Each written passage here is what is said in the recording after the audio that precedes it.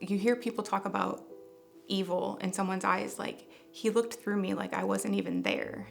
And I remember him putting his hands around my throat and like thinking like, I'm going to die. When we think about the first picture of a domestic violence victim, the kind of classic iconic image of a battered woman is a woman with a black eye, right?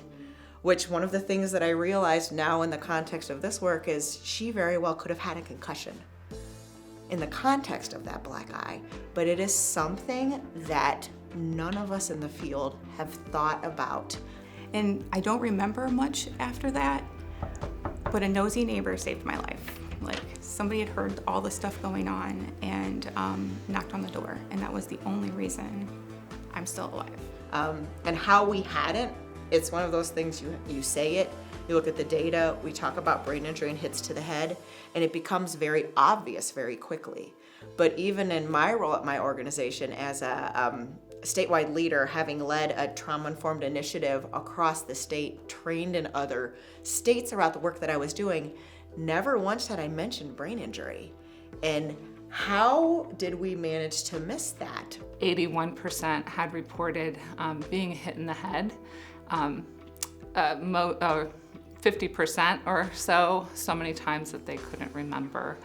And 83% of the survivors working with the organizations reported that they had been choked or strangled so that their brains had been deprived of oxygen. And the sad part for me is I'm an EMS educator. Like I teach trauma. That's like one of the things I love.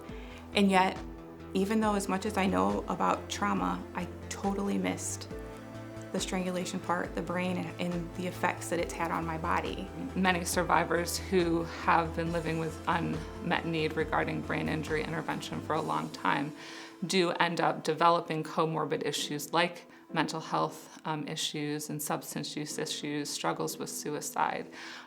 So unless we're identifying the underlying brain injury early, there can be other long-term health impacts for survivors of domestic violence who are not receiving the services that they need. At one point, I attempted suicide.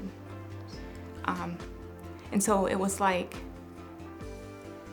if they would have found this earlier, like, you know, my family has watched, and my friends and family have watched me, you know, try to end my own life and stuff. And it's like, that all could have been avoided had the right people had the right knowledge. This has just kind of changed how we think about things and how we want to do things, and we're very, very hungry for helping us tackle this, because this really hasn't been tackled in this way before, and helping us from a practice level figure out what this needs to look like in the very complicated, very challenging work that domestic violence agencies do.